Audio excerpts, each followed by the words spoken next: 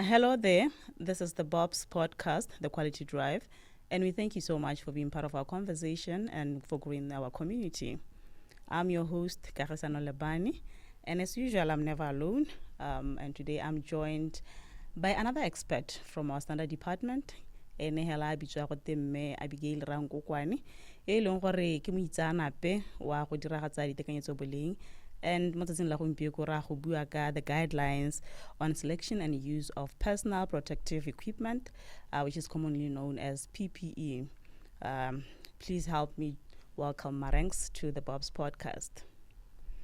Maranks, thank you so much for joining us, and I would like you to introduce yourself to our viewers. Just give us your profile. Who is Maranks? Uirang, Botswana Bureau of Standards.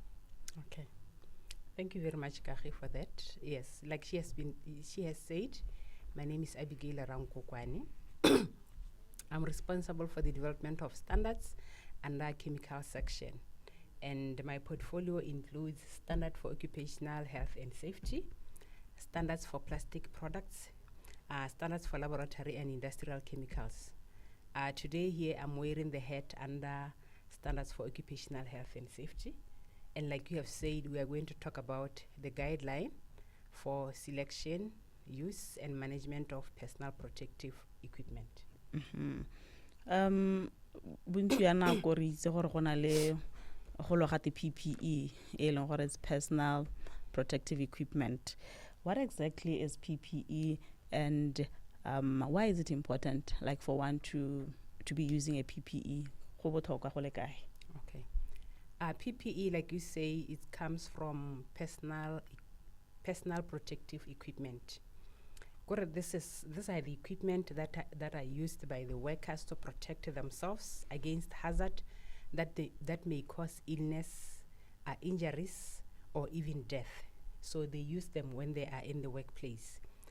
This could include equipment like helmets that protect the head, equipment like goggles that protect the eyes, equipment like hand gloves that protect like the hands, equipment like safety shoes that will be protecting the worker from injuries that could affect the feet.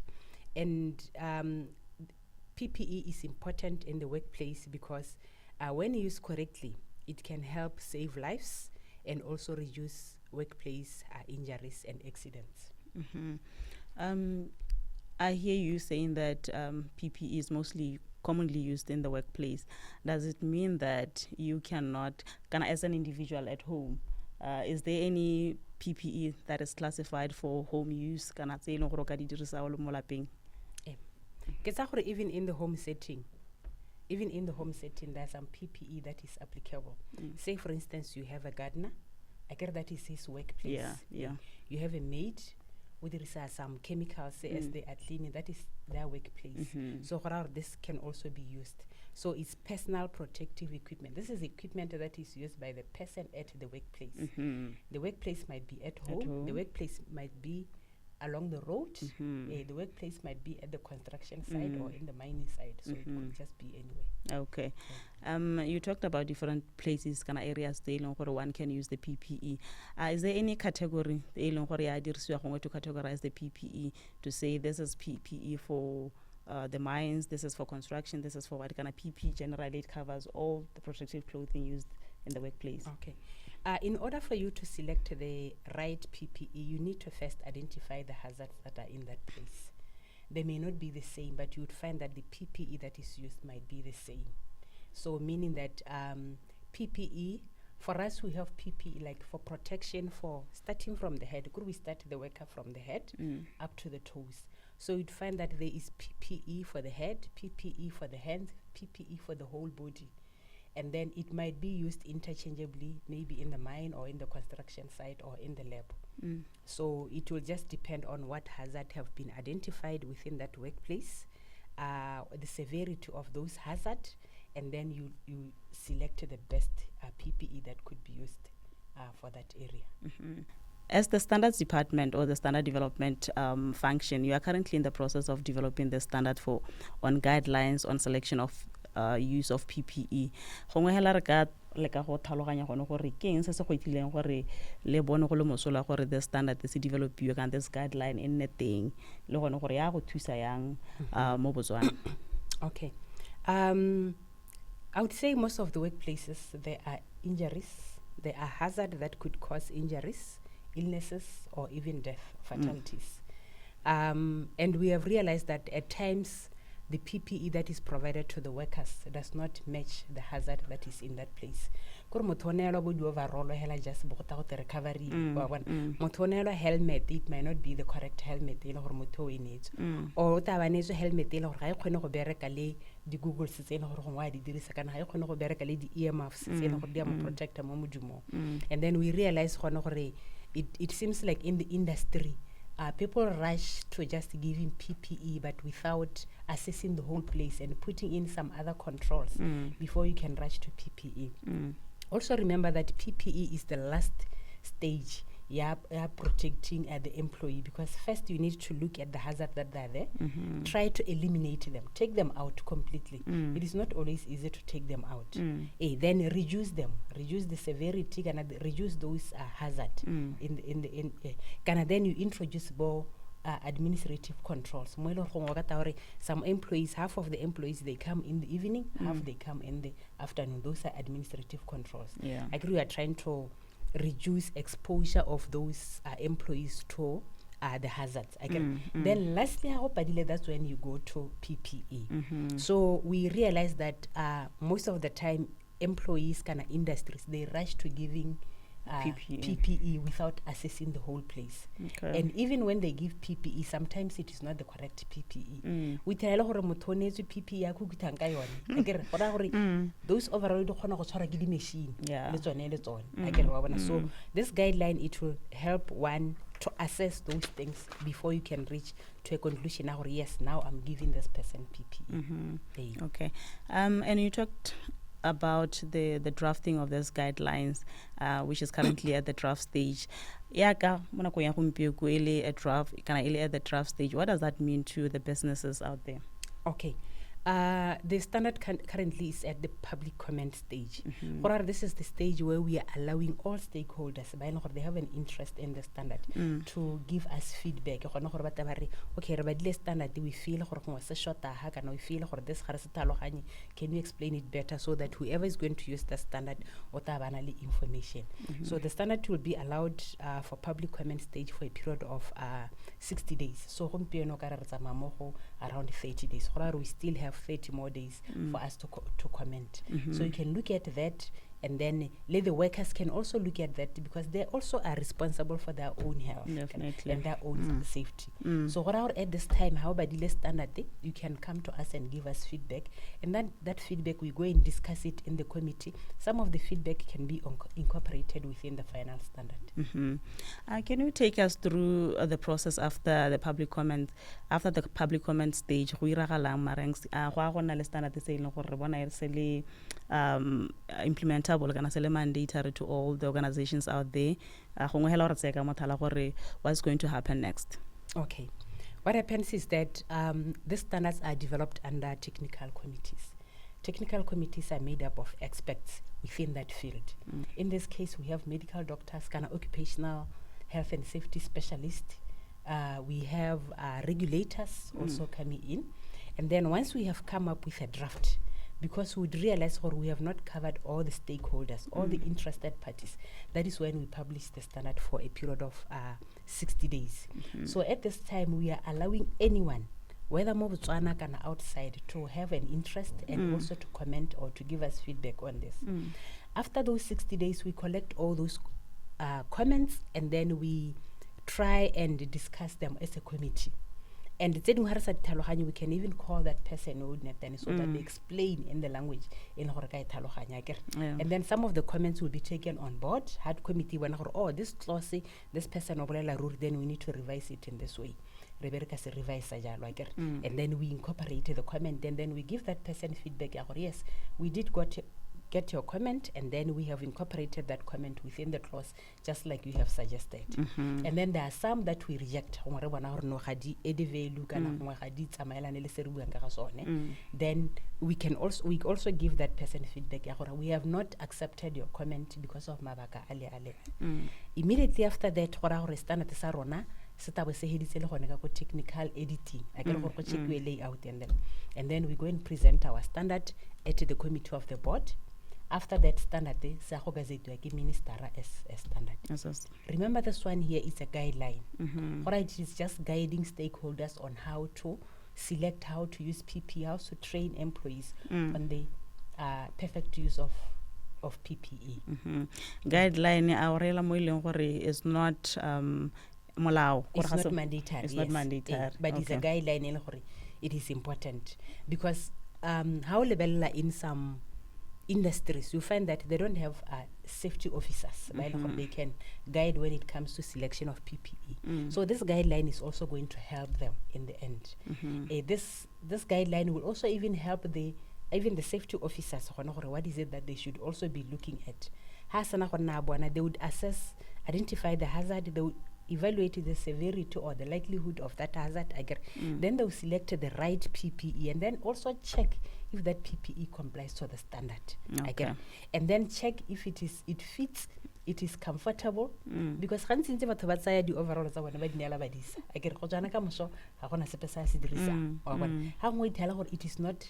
it does not fit, it is not suitable. So the PPE has to fit that person. In a part of their normal clothing. Part of clothing. Okay. Now, as we direct our attention back to the guidelines on the selection of use of PPE, take us through the key components that maybe organizations or institutions are going to benefit from this guideline. Okay. The key components is that organizations need to assess their workplaces to check what are the hazards, and then check the likelihood for a hazard how often and severity. Can we eliminate it? Can we reduce it? Can we do administrative control? If not, PPE. Okay, PPE. If it might be a Botswana standard or it might be an ISO standard. And then you check whether it complies to that. And then you train your employees. You are going to have PPE, and then you train them on the proper use of PPE. That's one area that we realize it is lagging, or they are not trained. You also keep records, and you even tell them how do you take care of that PPE. To regular inspections, PPE mask, respiratories. So that filter to clean the air. It's want to change your as per manufacturer's instructions. Those are some of the things that you do, training and awareness. You also keep the records. My employees PPE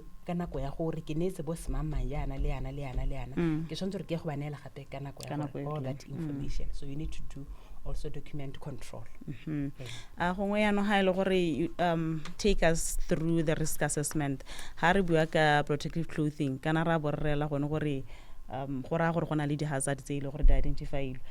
Can you kindly take us through the risk assessment in assessing, in selecting the PPE? Okay.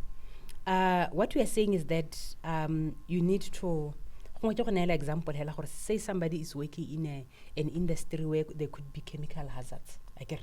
You need to check what is it that we can do. But we cannot do without the use of chemicals. Then you check what personal protective clothing am I going to give to this risk assessment, identify the hazard severity the like, and then stages of PPE, which equipment am I going to give them. A chemical hazard.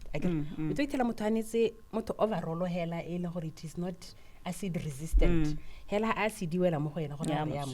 those are some of the things that you need to look at, and then ensure that at all times your employees are protected and they know the importance of using that. They include even including your employees even in the selection, because about Okay. Romana, it looks like, and it sounds like it's more than just selecting the protective clothing. Or there is need for one for organizations to have systems in place to identify the risky, the hazard, eliminate, as already mentioned. And now, as we direct our attention to the stakeholders, Marangs, currently this guideline is at the draft stage. At this moment, we urge the interested parties to participate and take part in the public comments by sending in their comments. What are their contributions? Already stages as open for two months and for 60 days. Contact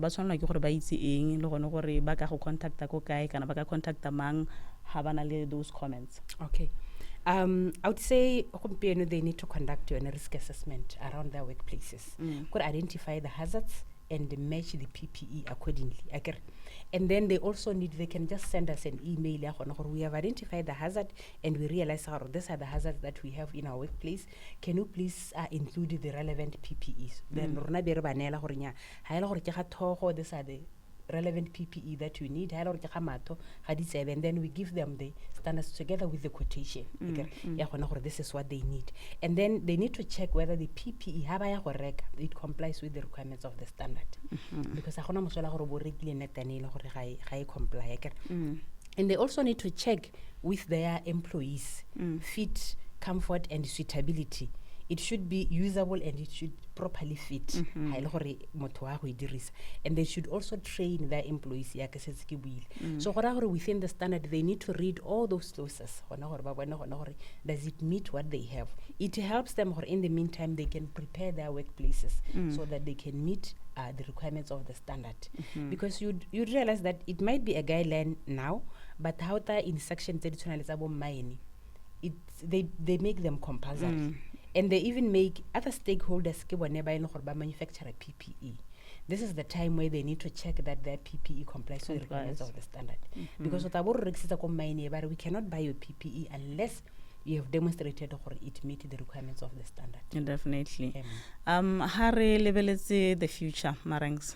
The standard is currently at the draft stage. At one point, it's going to be gazetted as a Botswana standard. Now, for those institutions or organizations they would wish to implement the standard, we do understand that standards are there available, and sometimes interest from the industry by implement the standard. So what plans do you have in place as Botswana Bureau of Standards in assisting those institutions to completely understand the standard, implement accordingly? Okay. We are looking forward to maybe workshops so that we can create more awareness on this guideline. It will not only be this guideline, but even the PPEs that we have, that we already have, we have the standards for. So we are looking at having a workshop where we would even involve those that are manufacturing, even the stakeholders, where the regulators, they'll also be around. The safety officers, they can also be around. So from our list, PPA cover this sector and the like. So evolve by all means. And then furthermore, as Botswana Bureau of Standards, we are available for a workplace then to come and just have a look at what they have and even explain the standard even further. Because like I said, the standard is developed by a team of experts. So right, the experts they can come and elaborate further. PPE, how we select what are some of the things that you look at. Okay.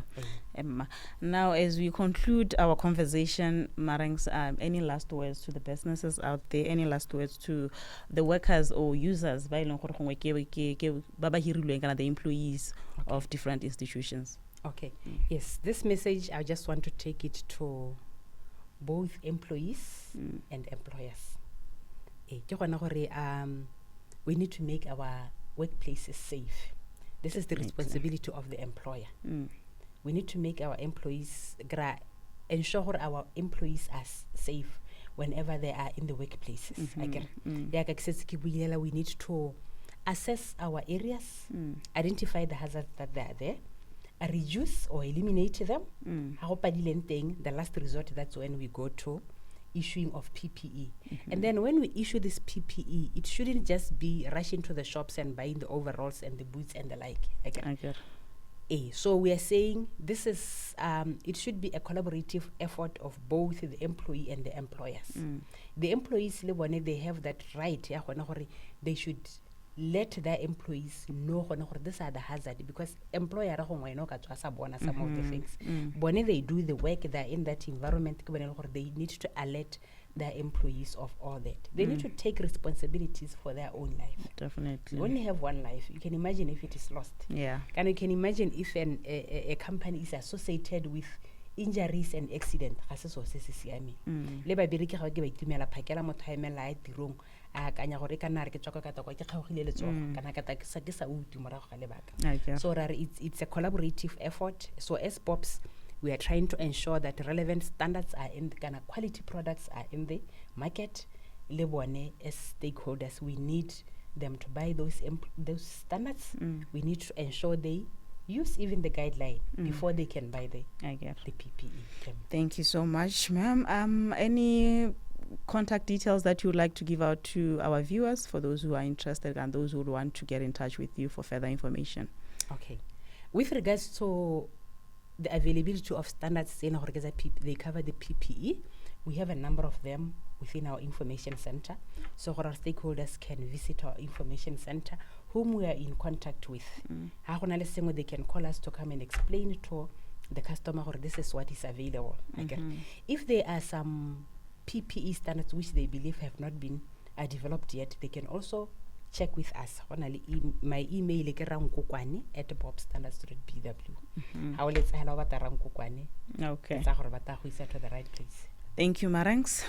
We have come to the end of our discussion. Today, we were discussing the guidelines on selection and use of PPE. Is a standard that is a guideline that is currently at the draft stage. If you're interested in knowing more or further or about any other services that are offered at Botswana Bureau of Standards, you can contact us at 3903-200 or call our toll-free line at 0800 900 600 941, or you can visit our offices in Francistown at plot 44149. We are just behind Gallo Mall, or visit our head office in Gaborone at plot 55745 in block 8 just along Airport Road. And remember, when you are in doubt about quality, always consult standards, and you should always demand quality and get value for your money. Until we meet again next time, have a good day.